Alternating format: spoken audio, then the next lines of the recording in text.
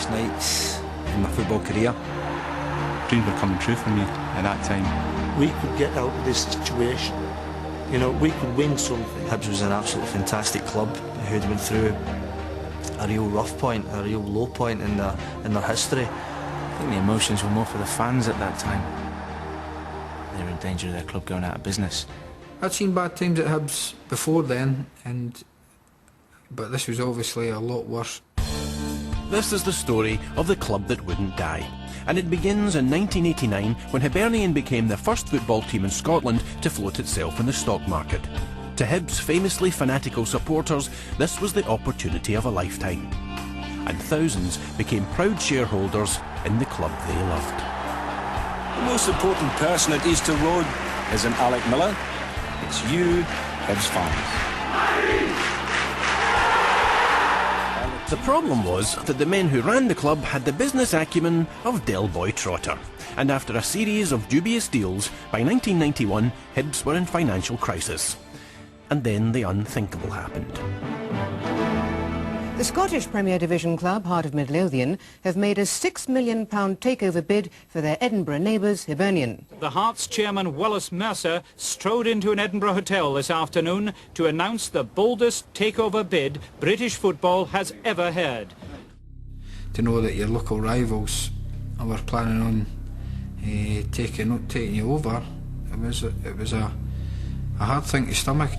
That there was considerable merit in Edinburgh and the Lothians combining together the two principal clubs to try and create one unit. I don't know why GIFRUY Mercer would have taken that on in the first place. He must have known the strength of feeling and the trouble that he'd bring upon himself, really. If the takeover bid goes through, Hibs will find themselves on the losing end. Their name wiped from the Scottish football map after over a century in the game. But I don't think he realised that the intensity between the Hearts and the Hibs fans, the rivalry, and for want of a better word, the hatred. Don't believe it, no, can't believe it. You're going to go yourself? Go where? Go to a new club. No danger, no danger. He was getting death threats and all this sort of stuff at that particular time. Faced with the prospect of losing their club forever, outraged Hibs fans launched a dramatic rescue operation. Tens of thousands of them mobilised, and the Hands Off Hibs campaign was born. If GIFRUY Mercer was going to take over their club, he'd have to walk over a lot of dead bodies in Leith to get to it. This is not a merger, this is a takeover of this great club.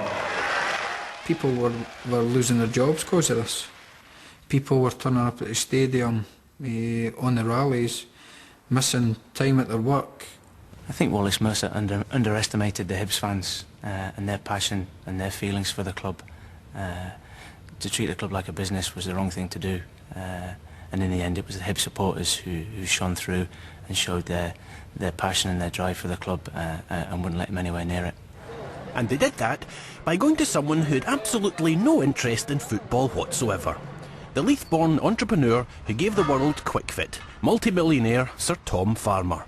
They played an ace card, actually, these guys, and they came along very emotional, and it was obvious it was something that was very important to them, and they said, listen, this is a Leith team. It's not really a Leith team, it's a Scottish team, an Edinburgh team, but they said it's a Leith team. But more important, do you know that your grandfather and his brother 100 years ago in 1891 stepped in to save the Hibs when they were just about going into extinction? And they played that card. And so anyway, I decided that I would try to do something to help them. And that's when it all started. Sir Tom Farmer's grandfather and great-uncle saved Hibs from closure by donating £5 to the club. Still a small fortune in 1891. Sir Tom started with about 300,000 in loose change and has continued to invest in the Hibees ever since. Tom Farmer 1, GIFRUY Mercer 0. Who says you can't buy a result in football, eh? Gave me a nubbin, but Wallace could shrug it off. He was a strong guy, and he knew at the end of the day, right, what he was trying to do was something that he actually passionately believed in it. So Hibs fans had finally succeeded in saving their club from extinction, and were quite rightly ecstatic. But Sir Tom must have felt like he'd done a deal with Dylan Rodney. He'd just bought a company in dire financial straits with assets that bizarrely included a string of trendy wine bars in Bath, as well as the football team languishing in the lower reaches of the Premier League. There was no morale. Everybody that was associated with the club was down. There was no real leadership. There was no buzz, nothing, and it was pretty bad.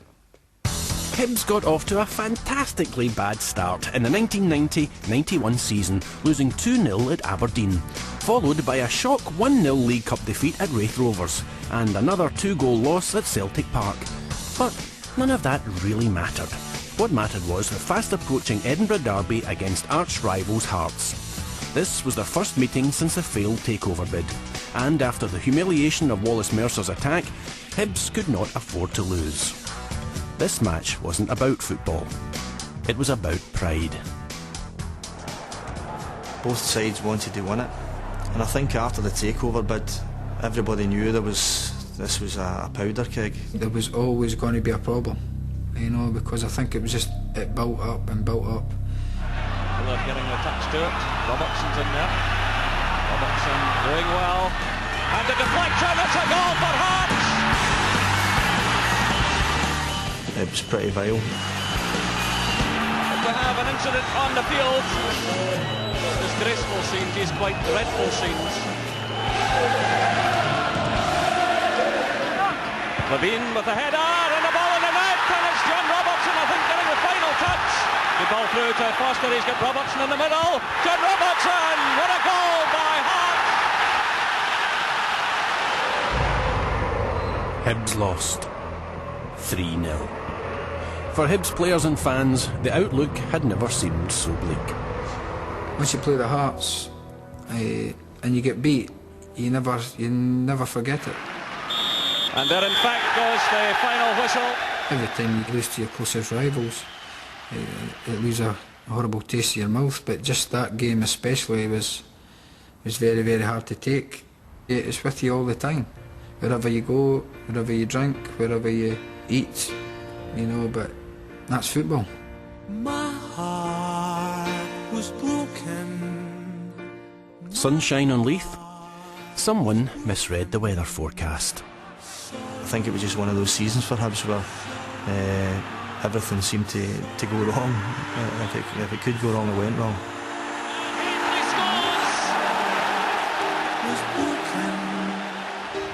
I think we went a period of 16 games without a win. And it just wasn't what the fans were looking for.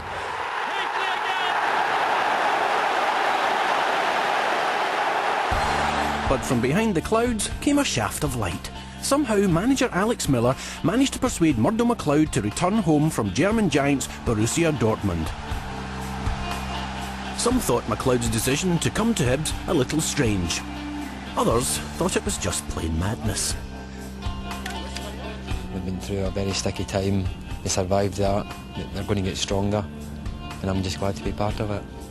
I arrived at the club and my debut was at Tannadice. Always very tough up there, and I thought, goodness, what a place to start. We went up there, and I always remember, played really well and nothing each, and I felt the team played fairly well as well, and I thought, well, it's a good side, a lot of good players on the side. And then I think it must have been about the 90th minute, their goalkeeper just launched a ball the length of the pitch, and Willie Miller, who was playing right back at the time, Willie just let the ball go over his head, and he ran back, he just volleyed it, and he's lifted the ball over the goalkeeper into the net for an own goal in the 90th minute. And I thought, well, that's all that, my good headlines away that we're no starting with a point at Tannadice, and I didn't realise at the time that's the way the season was going to continue between then and the end of the season. I think it was a really shit season for us. Right enough, the season was going down the pan. After losing 2 crucial games to St Johnstone and St Mirren just before Christmas, Hibs were bottom of the table and had lost so many matches